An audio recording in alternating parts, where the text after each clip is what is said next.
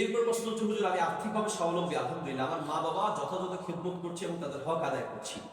এর পাশাপাশি আমি আমার শ্বশুর শাশুড়ি সালিসিদেরকে দেখাশোনা করি, মাঝে মাঝে তাদেরকে কিছু টাকা পয়সা দিই, এ নিয়ে আমার মা বাবার মনোক্ষুণ্ণ হয়, এক্ষেত্রে আমার করণীয় কি? উত্তর হচ্ছে, আপনার মা বাবাকে আপনার ভরণ পোষণ দেয়া আপনার উপরে দায়িত্ব, আপনার উপরে আবশ্যক। আপনার শ্বশুর শাশুড়ি বা সালাশালিকে আপনার ভরণ পোষণ দেয়া আবশ্যক নয়। বাকি আপনি যদি দান হিসেবে অথবা আত্মীয় হিসেবে অথবা আন্তরিকতার কারণে যদি আপনি তাদের প্রতি খরচ করতে চান, খরচ করার জন্য জায়েজ আছে। এক্ষেত্রে মা বাবা যদি রাগ করে, তাহলে আপনি মা বাবাকে জানানোর দরকার নাই, মা বাবাকে না জানিয়ে আপনি দিবেন। এক্ষেত্রে মা বাবাকে জানাতে গেলে যদি তারা রাগ করে বসে, জানানোর কোনো প্রয়োজন নেই। অনেক সময় এমন হয়, অনেক ক্ষেত্রে মা বাবার এমন আছেন যে নিজেরাই সব নিতে যায়, শ্বশুর শাশুড়িকে আপনি সামান্যতম দিবেন, তারা মেনে নিতে পারে না।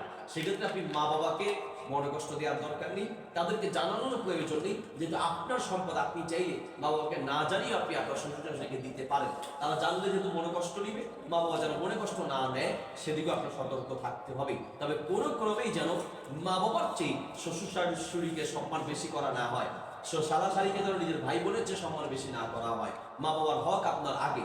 মা বাবা এবং ভাই বোন এরা কিন্তু আবার আপনার এক নম্বরের আত্মীয়, ওরা হচ্ছে পরের আত্মীয়। কাজে অনেক ক্ষেত্রে এমন হয় যে মা বাবার খোঁজ দেয় না, শ্বশুর শাশুড়ির প্রতি ভালোবাসা বেশি, ভাই বোনের খোঁজ দেয় না, সালাশালির প্রতি ভালোবাসা বেশি। অনেক মা বাবা তো রাগ করে অনেক ক্ষেত্রে বলে যে মা বাবা হওয়ার চেয়ে শ্বশুর শাশুড়ি হলে মনে হয় সম্মান বেশি পেতাম, ভাই বোন হওয়ার চেয়ে সালাশালি হলে মনে হয় সম্মান বেশি পেতাম। তাহলে বুঝতে হবে যে আপনি ইনসাফ করতে পারেননি। এরপর প্রশ্ন হচ্ছে, ভিডিও করে আমার স্বামী আমাকে ভিন্ন অবস্থায় দেখতে চায়, আমি দেখাতে চাই না বলে ঝগড়া তৈরি হয়, এক্ষেত্রে আমার করণীয় কি? উত্তর হচ্ছে, আপনার স্বামী যদি আপনাকে ভিডিও কলে দেখতে চায় আর আপনি মনে করেন যে না, এক্ষেত্রে নিরাপত্তা রয়েছে, কোনো প্রকারের ভিডিও কলে দেখাতে গিয়ে অন্য কোনো সমস্যা তৈরি হবে না, বা আপনার স্বামীর সাথে আপনার সম্পর্ক ভালো থাকে, তাহলে আপনি আপনার স্বামীকে ভিডিও কলে তিনি যেভাবে দেখতে চান আপনি সেখানে যাওয়া উচিত। কোনো কারণে তিনি প্রবাসে থাকেন, আপনাকে ভিডিও করে দেখতে পারলো না, তো তাহলে সেই ক্ষেত্রে আপনি স্বামীর হক আদায় করলেন না, বা তার আপনি আদেশ শুনলেন না, এটা তো বৈধ আদেশ, সে আপনাকে দেখতেই পারে। বাকি সেক্ষেত্রে অবশ্যই সতর্ক থাকতে হবে যেন আপনার এই ভিডিও করে দেখা এই দৃশ্য যেন কোনোভাবে এটা অন্যদিকে চলে না যায়, সতর্ক থাকতে হবে। ভিডিও করে স্বামীকে দেখা বা স্বামী স্ত্রীকে দেখা জায়েজ আছে। বাকি স্বামী আপনাকে ভিডিও কলে ভিন্নভাবে দেখার কারণে যদি সে অন্য খারাপ পথে চলে যাওয়ার সম্ভাবনা থাকে, তাহলে আপনি দেখানো জায়েজ হবে না, কারণ সে তাহলে খারাপ পথে চলে গেল, এই চলে যাওয়ার কারণে আপনি তাকে সমর্থন করলেন। অর্থাৎ খারাপ পথে যাওয়ার যদি সম্ভাবনা না থাকে বা এই ধরনের ভিডিও পাবলিশ হওয়ার যদি সম্ভাবনা না থাকে, তাহলে আপনি চাইলে আপনার স্বামীকে দেখানো উচিত। এই ক্ষেত্রে স্বামীর সাথে ঝগড়ায় লিপ্ত হওয়া উচিত না। এরপর প্রশ্ন হচ্ছে, হুজুর আমি প্রায় আমার প্রিয় মা বাবাকে স্বপ্নে, আমার প্রিয় মৃত মা বাবাকে স্বপ্নে দেখি, এক্ষেত্রে আমার করণীয় কি? উত্তর হচ্ছে, মা বাবাকে স্বপ্নে যদি দেখে থাকেন তাহলে তো এখানে করণীয় কিছু নেই, স্বপ্নে কিভাবে দেখেছেন সেটার উপরে করণীয় আছে। যদি আপনি দেখেন যে আপনার মা বাবা স্বপ্নে আপনার কাছে কিছু চাচ্ছে, অনেকগুলো ব্যাখ্যা এখানে আছে। কি অবস্থায় দেখছেন? ভালো অবস্থা দেখার মানে ভালো আছে, অনেক সময় গর্তে পড়ে আছে, আপনার কিছু কিছু চাচ্ছে, পড়ে গেছে সাহায্য চাচ্ছে। এটার একটা ব্যাখ্যা হচ্ছে এই যে আপনার মা বাবা স্বপ্নে এসে আপনার কাছে কিছু চাচ্ছে, অর্থ তিনি কিছু নেকি চাচ্ছেন, সেই নেকিটা আপনি কিছু আমল করতে পারেন, কিছু দোয়া করতে পারেন, কিছু সদকায়ে জারিয়ার ব্যবস্থা করতে পারেন মা বাবার পক্ষ থেকে। তাহলে মা বাবা যদি আপনার সাথে স্বপ্নে দেখা দেয়, তাহলে সেক্ষেত্রে আপনি যেটা করতে পারেন তার পক্ষ থেকে কিছু দান সদকা করতে পারেন। এমন হতে পারে যে দেখা দেওয়ার অর্থ বা স্বপ্নে আপনার কাছে আসার অর্থ আল্লাহ তাআলা বোঝাতে চাচ্ছেন যে তুমি কিছু নেকি তাদের জন্য পাঠাও। আর সন্তানদের পক্ষ থেকে মা বাবার কাছে নেকি পৌঁছানোর অনেকগুলো মাধ্যম আছে, সদকায়ে জারিয়ার আপনি ব্যবস্থা করতে পারেন, টিউবওয়েল বসিয়ে দিতে পারেন, অজুখানা বসিয়ে দিতে পারেন, মসজিদ মাদ্রাসা বসিয়ে দিতে পারেন, কিছু কিতাব কিনে দান করে দিতে পারেন, কোনো এতিম মিসকিনদের পড়ালেখার দায়িত্ব আপনি গ্রহণ করতে পারেন, অথবা আপনি দোয়া করতে পারেন তাদের জন্য।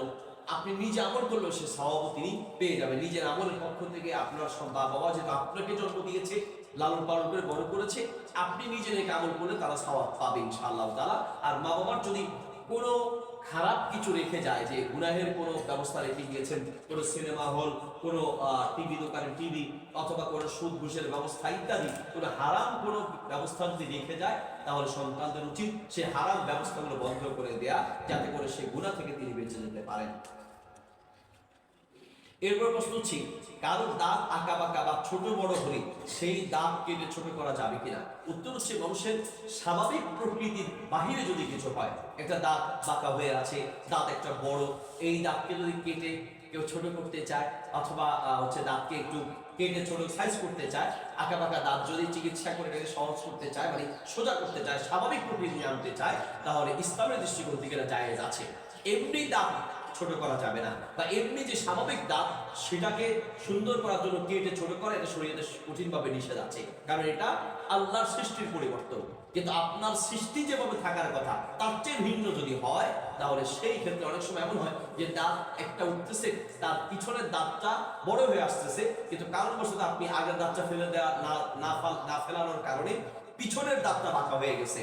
এটা হয়তো আপনার খামখেয়ালি বা আপনার ভুলের কারণে এটা আঁকা বাঁকা হলো, বা কোনো দাঁত ভিন্ন রকম হলো, অ্যাক্সিডেন্ট করার কারণে, বাড়ি খাওয়ার কারণে দাঁতের অর্ধেক ভেঙে গেছে, এখন দাঁত একটা অর্ধেক হয়ে আছে, দেখতে বিশ্রী দেখা যাচ্ছে।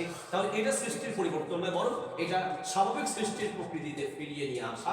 এই সমস্ত ক্ষেত্রে দাঁত ছোট হলে এটাকে বড় করার চেষ্টা করা, বা দাঁত যুক্ত করা, অথবা বেশি বড় হলে এটাকে কেটে ছোট করা, অথবা আঁকা বাঁকা হলে এটাকে ঠিক করা ইত্যাদি শরীয়তের দৃষ্টিকোণ থেকে জায়েজ আছে।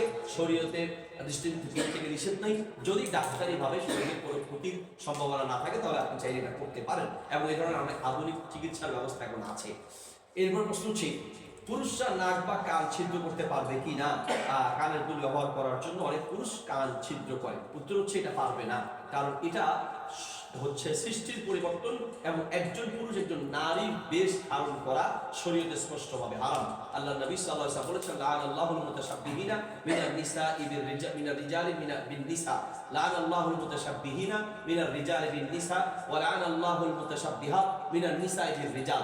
যে সকল পুরুষ মহিলার সাদৃশ্য গ্রহণ করে, আবার যে সকল মহিলা পুরুষের সাদৃশ্য গ্রহণ করে, এদের উপরে আল্লাহ লানত। এই সমস্ত দৃষ্টিকোণ থেকে কোন পুরুষ মহিলাদের মতো কানের দুল ব্যবহার করতে পারবে না, মহিলাদের মতো হাতে চুড়ি পরতে পারবে না, মহিলাদের মতো গলার চেইন লাগাতে পারবে না, মহিলাদের মতো পোশাক ড্রেস ইত্যাদি করতে পারবে না। এরপর প্রশ্ন হচ্ছে, ব্যবসায় কত পার্সেন্ট লাভ করা যায় শরীয়ত অনুযায়ী?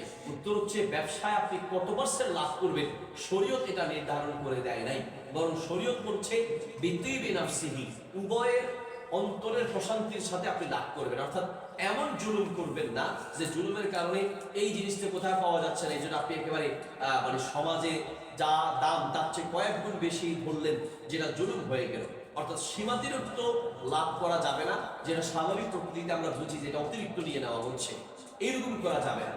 বাকি স্বাভাবিক প্রচলিত সিস্টেম অনুযায়ী যেটা স্বাভাবিক লাভ সেটা আপনি গ্রহণ করতে পারেন। কত পার্সেন্ট লাভ করবেন শরীয়ত এটাকে নির্ধারণ করে দেয় নেই। তবে মনে রাখতে হবে যে আপনার দ্বারা যেন ব্যবসায় ক্রেতাদের উপরে কোনো ক্ষতি না হয়, জুলুম না হয়। নবী সাল্লাল্লাহু আলাইহি ওয়াসাল্লাম দোয়া করেছেন, রাহিমাল্লাহু আন, আল্লাহ তাআলা ওই ব্যক্তির উপর রহম করুন যে ব্যক্তি ইযা বা ওয়া ইযা ইশতারা, ক্রয় এবং বিক্রয়ের ক্ষেত্রে যে ব্যক্তি মানুষের উপর রহম করে, অর্থাৎ দয়ার সাথে মানুষের উপরে জুলুম না করে যে ক্রয় বিক্রয় করে, এর জন্য রাসূল সাল্লাল্লাহু আলাইহি ওয়াসাল্লাম দোয়া করেছেন।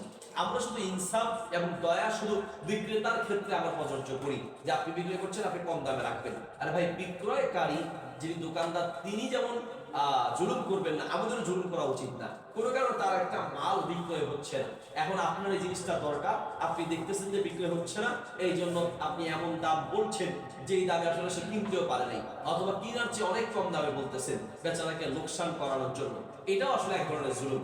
আমরা শুধু বিক্রেতাদের জুলুম বুঝি, ক্রেতাদের জুলুম বুঝি না।